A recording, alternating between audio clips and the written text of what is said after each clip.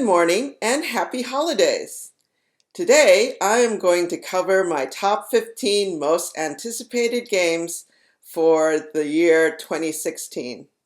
Now, I tried to keep this a versatile, varied list because we're all different gamers and we're all interested in different kinds of games. No one would be, well, a few of you would be interested in my farming games of 2016 most anticipated list, but I don't think there are that many and I would bore you all. So, here's the list. Now, a lot of this is speculative, of course, and who knows, there's probably a sleeper hit that I miss, which is entirely possible and to be expected. For instance, who could have predicted that in the multiplayer world, Codenames or Spyfall would be runaway hits in 2015?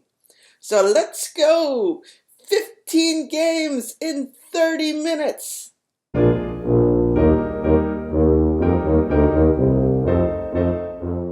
Number 15 is Victoriana. Now, I have very little idea about what's going on with it, other than that there's a very cool artist and pretty cool art, and it seems to be working off of a League of Extraordinary Gentlemen vibes, including Mina Harker. So, League of Extraordinary Gentlemen. If you haven't read the comic, I encourage you to do so, and avoid the movie at all costs. It is not a good movie. So anyways, with Victoriana, it's apparently a cooperative investigation game.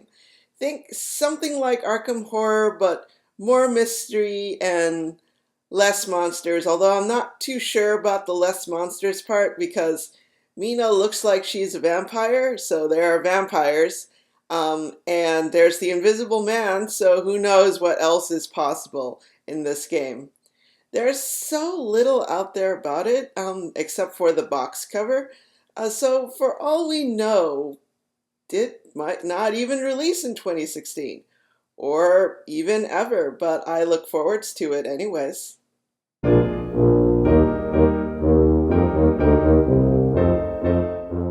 Number 14 is Dungeon Solitaire, Labyrinth of Souls. If you've never downloaded the rules for Dungeon Solitaire Tomb of the Four Kings, I highly recommend you do so. You just need the rules and a simple deck of poker cards to have some of the best mini dungeon delving fun for free that I've ever had. Simple, quick, efficient. Labyrinth of Souls is different. It's actually powered by a tarot deck and not a poker deck. Now, tarot actually goes all the way back towards tarot, a game, instead of divination as tarot is usually used for these days. But the flexibility of having what's known as a major trump suit, you know, death, the magician, the fool, the lovers, and so on, for extra adventuring mojo, though the possibilities with that, I know that some people are like, ooh, tarot, bad, magical, don't touch. But tarot is just a deck of playing cards. So if you missed out on the Kickstarter, you missed out on getting a special tarot deck designed specifically for this game, with quite gorgeous art, both in black and white and color. However, the rules, I'm told, will be released eventually to the public, although the special deck will not be. However, there are a number of tarot decks that do fit this game. For instance, for minimalists, there's the Icon Tarot from Drive-Thru Cards. And of course, there's always the Hermetic Tarot if you want to go for black and white with pretty good lines. And then there's the traditional deck known as the Rider-Waite deck, which is sort of your bargain tarot deck.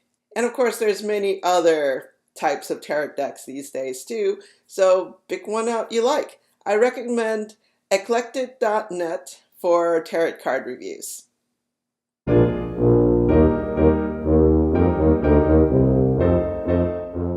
Fantasy Baseball.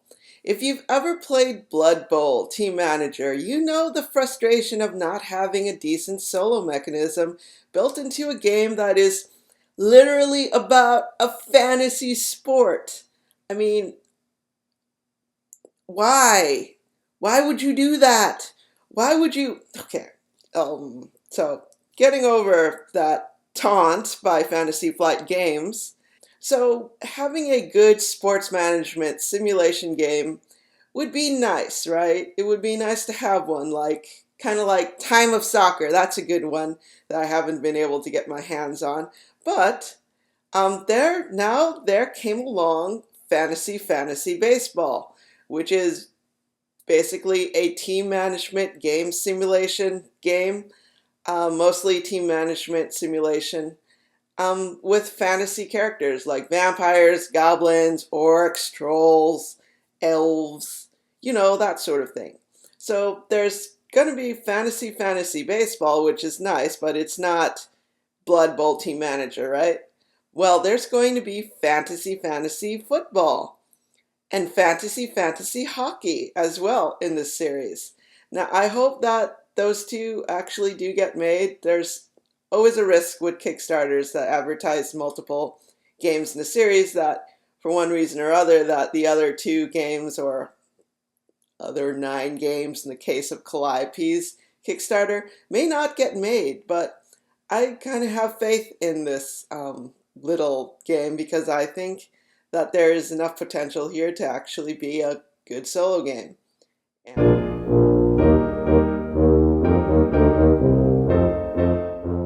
Number 12 is Time Stories, A Prophecy of Dragons. By now you've heard of the Time Stories series of games, praised for its ingenuity in gameplay, cursed for its relatively large lack of replayability, although from playthroughs I have seen where people take a break for 3 weeks. Based on that, I would challenge you to go a year without playing a story, then come back and see how well you deal with it then.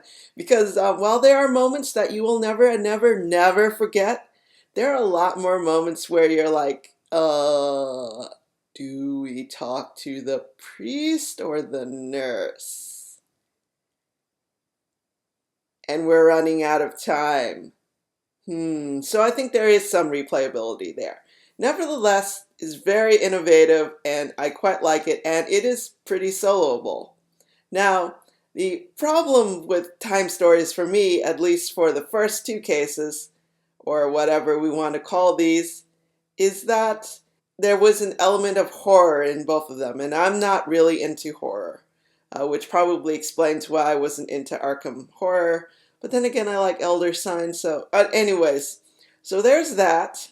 However, A Prophecy of Dragons, as you might guess from the title, is a fantasy story, and I hope that they release the base set without the horror stories, but at the same time, there are rumors that every story is going to tie into a bigger, overarching story. This may fizzle, or it may be a huge success. Only time will tell. And anyways, I hope that we get fantasy and maybe science fiction, and maybe mystery, and maybe all these sorts of varieties of stories that can be told with the Time Stories framework, which is incredibly flexible, and as always has gorgeous art.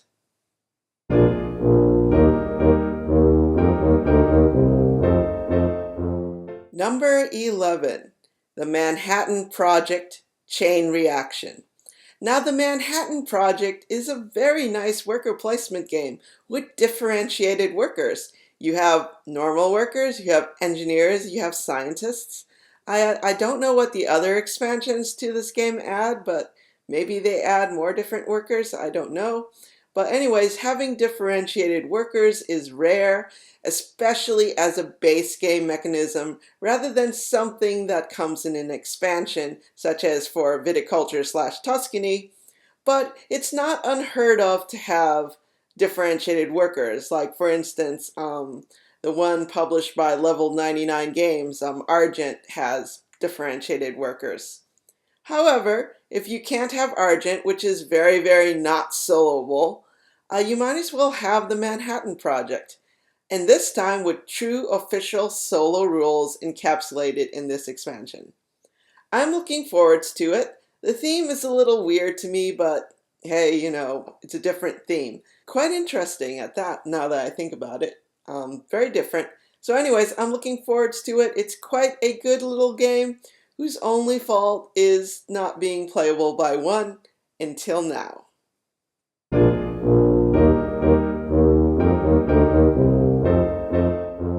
Number 10, High Frontier 3rd Edition. Phil Eklund is known for designing games with overbearing rules that can be a little complicated and have a bit too many exceptions to really be called elegant or smooth or easy to learn. But these games are brilliant, so we ultimately forgive him, although the learning curves are usually pretty damn steep. From Neanderthal and Greenland to Bios Megafauna, Bios Origins, and the upcoming Bios Genesis, why did I pick High Frontier, whose 2nd edition would literally expand out to 30 pages of rules if they were in bigger font and etc.? Well, because reports are coming in that this particular edition, this space exploration and colonization game, developed by one of the most brilliant simulation designers, is actually easy to learn and play. The rules have been streamlined. And, to have a Phil Eklund game where I'm not poring over the rules for like half an hour to an hour and a half trying to figure out what's going on. I mean, Neanderthal and Greenland are moderate cases, but Bios Megafauna, not mild at all. But, having a space game that is almost 4X, that is designed by him and easy to learn. I can teach it to other people. I can teach it to myself after I've not played it for a few months. That, my friends, is something I've got to see for myself.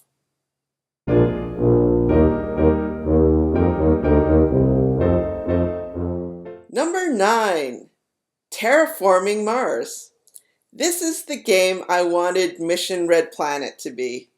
Unfortunately, Mission Red Planet is more of a humorous steampunk take on putting people on Mars as opposed to a more scientific, real science kind of take on it. I don't want there to be little Martians or anything like that. I mean, Mission Red Planet did not have little Martians, at least not. I don't have the 2nd edition of the game, so I don't know about that. Mission Red Planet wasn't even soloable, so there's that.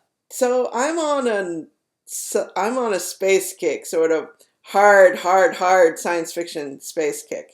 And I definitely blame the movie The Martian for it. So how fitting that there is now a game about Mars and making it livable for human beings. This is a resource management, risk management, project completion game where you need to fulfill multiple parameters in order to succeed at every round. The solo game is one of those high score solo variants, but on the other hand, you can also die during the game, which you can starve during Agricola, but you won't die. You can screw up during Caverna, but you won't die. You can screw up during the other games, and the worst part is that you get negative points. Here, you die. Game stops. So there is that element of risk that still exists, and I think that could weigh out the whole high score thing isn't very exciting thing. Terraforming Mars, looking highly forward to it.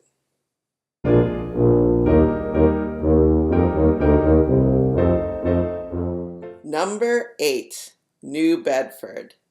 I looked at this game much earlier, I think last year even, and I thought, it kind of reminds me of Le Havre, but more emphasis on town building, less flipping of little resources, fiddliness, and also whaling as your main resource payment money mechanism. I want to give this game a chance. It's a worker placement game where you develop a historical town in ways that are more meaningful than how the town was developed in Le Havre, and your source of income just happens to be whaling. The whaling thing actually makes me think of Fleet where you're fishing, but it's not like Fleet at all. I'm told solo rules have been in development for months and that in a week or so we may get more information about them. I am looking forward to that, and so I'm waiting with bated breath.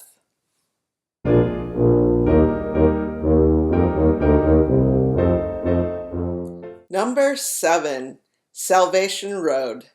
Van Ryder game should be a soloist's house name by now, because of the sheer brilliance of Hostage Negotiator. You have to deal with multiple characters. You have an awesome character, and you have a less awesome survivor to balance out the awesome character, and you need to get everybody across the wastelands and reach salvation.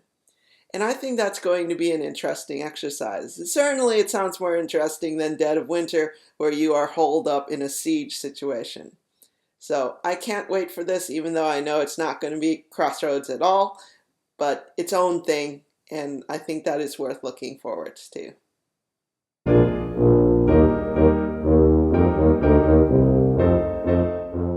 Number 6, Leaving Earth. This is a 2015 game, but most people aren't going to get it until 2016.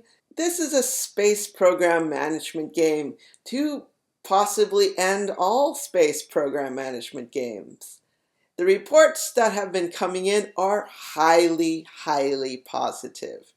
And I've never really run across a space race game before that wasn't running on basically high fantasy science fiction fumes. So it'll be interesting to see one that's grounded in reality, hard sci-fi. I never thought I'd be saying this because I'm usually into fantasy, but hard sci-fi game. The idea of doing something realistic that actually could get us into space, putting probes around Mars, landing on, well, maybe not landing on Venus since that would be a really bad idea, but sending probes to Venus, and then doing stuff with Jupiter's moons.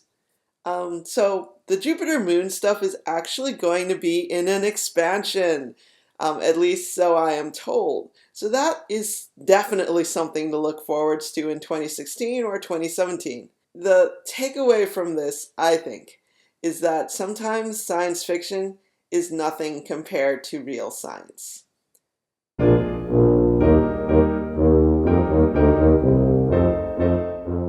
Renegade. Number 5.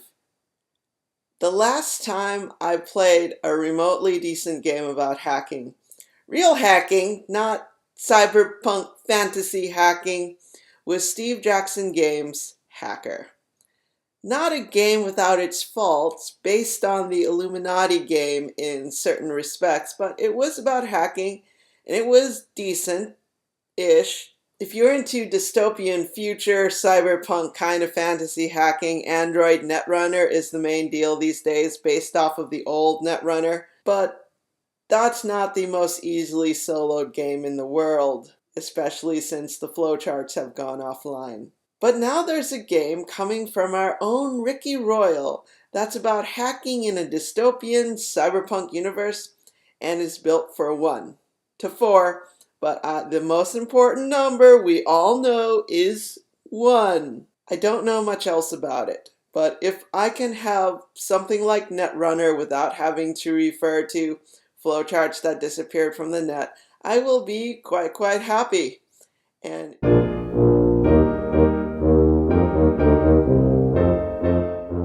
number 4, Gloom Haven. It's another legacy game, but as with all legacy games so far, they are interesting promises, and sometimes they do come through. The premise behind this is that this is a deep adventure game with an innovative combat mechanism centered around using little stacks of cards instead of dice, basically creating anythings. You'll have multiple characters that you're developing, especially if you're playing this as a solo game. And as your party develops, they change the world around them. I like the idea of having characters that develop in a deep way. And despite the fact that people don't like the idea, I do like the idea of retiring characters. I'm currently going through an Imperial Assault campaign, and I'm sort of sitting here going, okay, so I get the Pasil all the way over to, I think, Jedi, and then what do I do with her? She'll be totally overpowered for games. So you have to retire characters if you want the game to go along. And the game is a little less about the characters and more about developing the world around them. There's actually a lot of information about this game. There's multiple detailed reports from the designer. There's a playtest review that actually has detail in it. Unlike a lot of Kickstarter playtest reviews where they're like, oh, good game, good game, good game, because that tells me nothing, right? You've just told me nothing, and I trust your campaign less because you tell me nothing. But in this case, the campaign is really open about what they're doing, and I wish more Kickstarters would do that. Gloom Haven kind of sounds like Adventure of D, Pathfinder the card game, Gloom of Killforth, and Seventh Continent had a baby together. Somehow. Quadruple chromosomes are a thing. They're called tetrads.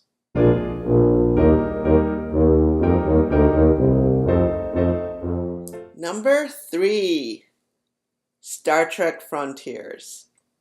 It's based on the Mage Knight engine, set in a killer franchise. I can't see this as being anything other than at least initially successful. At least until the session reports and what have come in and tell us whether this game succeeded or failed. Might be the usurper of Mage Knight, or it might just prove that you can't improve on Mage Knight. Or it could just be completely broken. It's difficult to tell what might happen here. Someone claimed that there is an online poll that demonstrates Frontiers is broken from the beginning. No one should buy this game. It's totally junk. And if someone did show me such a poll, I would be extremely suspicious, but hey, maybe someone will put a link in the comments and say, see this, this game's totally gonna fail! Yeah, okay, whatever.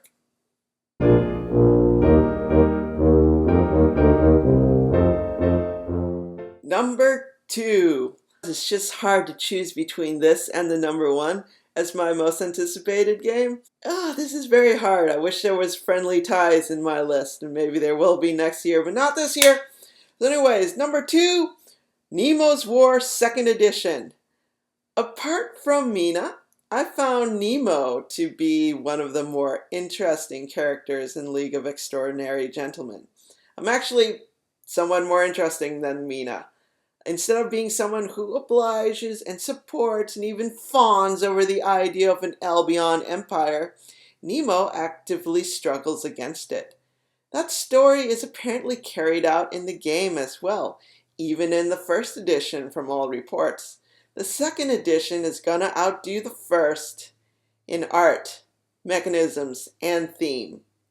And smashing imperialism from your science fiction submarine that looks like a kraken, possibly, I don't know if that's in the actual novel story or whatever, but anyways, in your submarine, generally being badass, I'm all for that. So highly looking forward to this one. All reports are really positive, so I'm really looking forward to this.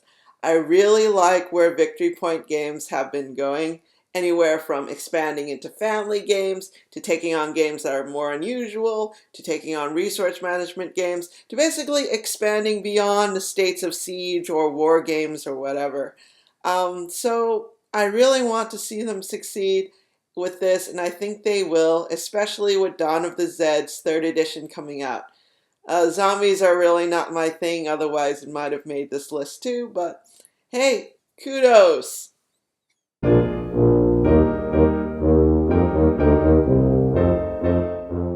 Number 1 is Scythe. Scythe. Scythe? S-C-Y-T-H-E anyways. The literally $1 million Kickstarter that features Eurogame elements, Wargame elements, and a solo AI, an Automa worked on by none other than Morten Monrad Pedersen. That plus the name of Stonemaier is now synonymous with quality of components, quality of gameplay, and quality of solo gameplay. I mean, Between Two Cities had Automas that do Seven Wonders style drafting, something that most people would say that could never be done and not done elegantly. I've seen attempts at getting Seven Wonders AIs to do this stuff. None of them are as elegant as Morton's little deck of cards mechanic. And Viticulture has an Automa that does worker placement, which hadn't really been done before that. Neither takes much overhead to run at all, which is the amazing part. Beautiful job on both accounts. And Pedersen's name is by now synonymous with elegant analog AIs for games that you didn't think could have AIs. So how is this going to pan out? I don't know. I really hope that it does well, because this is my number one alongside Nemos War that I'm looking forwards to.